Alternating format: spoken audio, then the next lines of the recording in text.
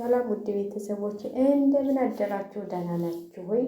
ላይክ እያደረጋችሁ እስቲ አበረታቱ እንላችኋለን። እንግዲህ ሌሊቱን ሲቀወጥ ግማሹ ሲያለቅስ ግማሹ ሲጨፍር ነው ያደረው በቲክቶክ ሰፈር። እኔ እሱን አላመጣም በነገራችን ላይ ማለት ነው። እንደዚህ አይነት ነገሮች ብዙም አይመቹኝም። ቲክቶክ ቁጭ ብሎ እንትን ማለት ነው። ግን ሲያቃውጡት ነው ያደሩት።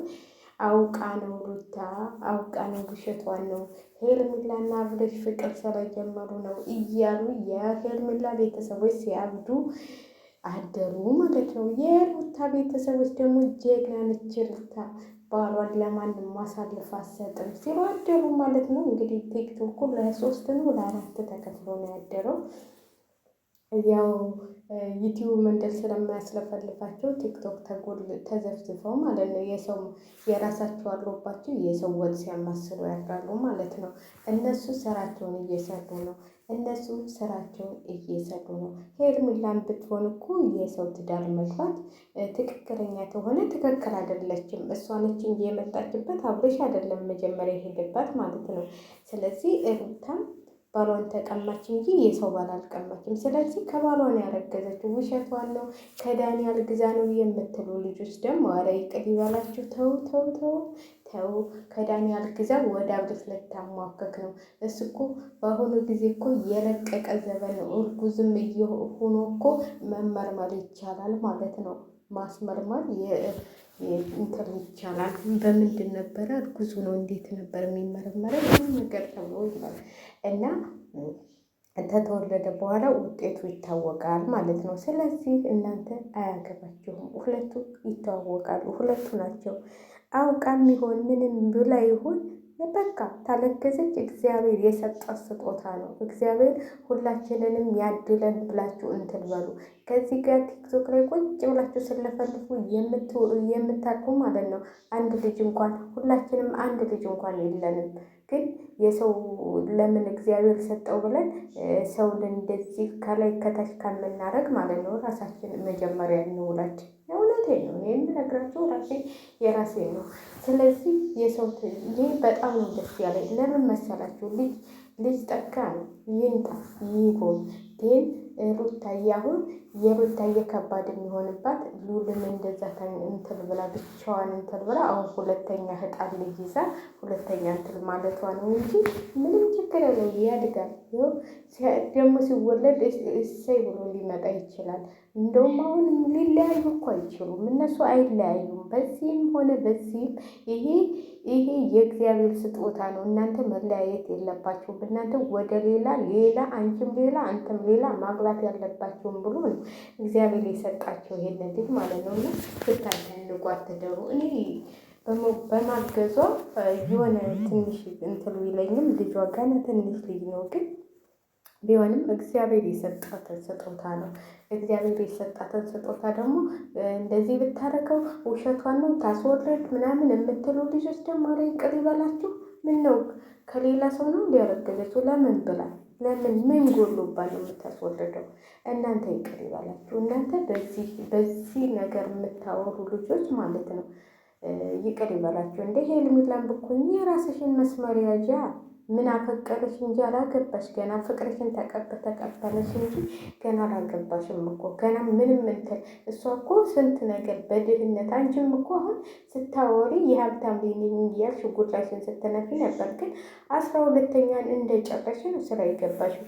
12ኛን እኮ የሀብታም ልጅ እኮ 12ኛን ጨርሰሽ ወደ ዩኒቨርሲቲ ሄደሽ ተመረሽ ነው መግባት የነበረብሽ ማለት ነው። ስለዚህ ልጁን ለቀቅ አድርጉ። ለሀብት ብለሽ ነው አንቺም የተጠጋሽው። ስላለው ነው የተጠጋሽው። ስንት ወንድ አለ ከሱ የሚበልጥ ስንት ቆንጆ አለ።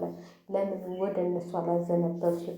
እንግዲህ እና ቤል አሉ ከጎንሽ የነበሩት። ስለዚህ አሁንም ሩታዬ በርቺ። ባልሽን ወደ ራስሽ ትመልሻለሽ ማለት ነው። ብቻሽን ልጅን ማሳደግ የለብሽም። እርግዝናም ብቻሽን መጋፈጥ የለብሽም።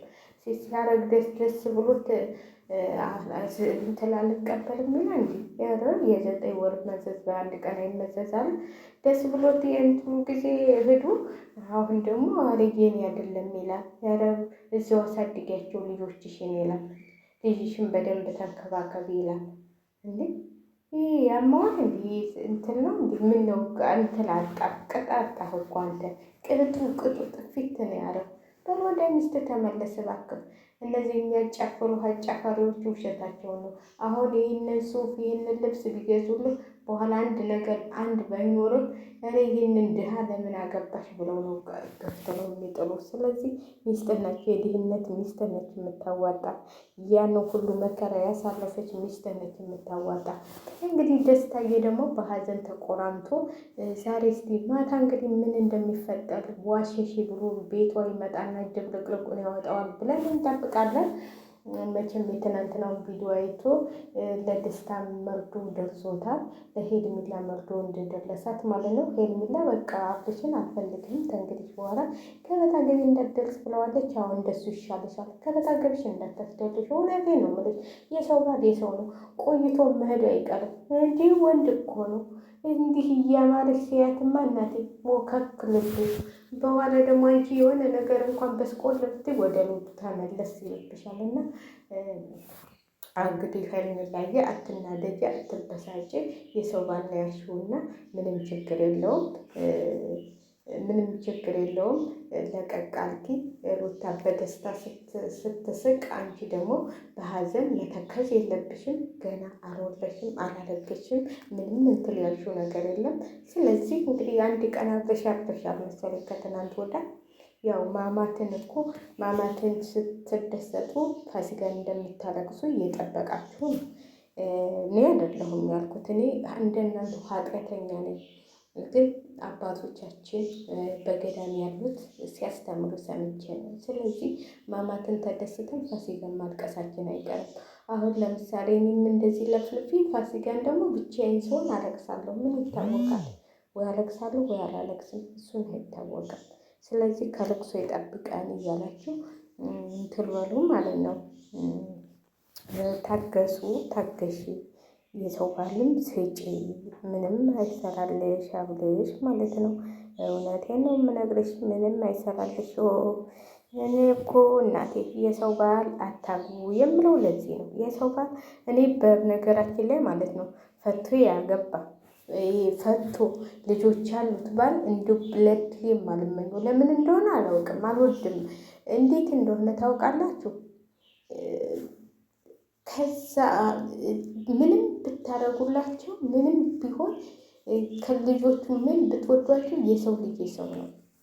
የሆነ ከአባታቸው ጋር ደግሞ ከልጆቹ ጋር ታልተስማማችሁ ደግሞ ግዴታ አባትየውን እንትን ማለት ማስቀየማችሁ አይቀርም። ስለዚህ ቢቀርባችሁ ይሻላል። ስለዚህ ሄርሜላዬ ካሁኑ ሉል አይፈለገሽም። ሉል ራሱ ሲያይሽ ሎሚ እያጠጣችሁት እየተመካከላችሁ ካሁኑ እንዲመላችሁ እንዲልቃችሁ አንቺና አብርሽ እየተመካከላችሁ ሎሚ ታጠጡታላችሁ። ስለዚህ ምንም የሚያስፈልግ ነገር የለም። ራስሽን ችለሽ የራስሽን ኑሮ የራስሽን እንትን መኖር ትችያለሽ ብዬ ነው የማስበው። ማለት አንቺ ጎበዝ ልጅ ጀግና ነሽ ማለት ትምህርትሽን ጨርሰሽ ወደ ስራ ነው የገባሽው አለሽ። ስለዚህ ወደ መጣሽበት መመለስ አለብሽ ብዬ ነው የማስበው። ወደ መጣሽበት ሳይሆን ማለት ያው ወደ ዱሮሽ ማንነትሽ። አብርሃምን እርግፍ እኔ በወሬ አላምንም፣ እኔ በወሬ አላምንም፣ እኔ በወሬ አላምንም። አብርሽም በትንሽ ነገር ልቀየመው አልችልም። በዚህ ወደ ምን ያልክሽ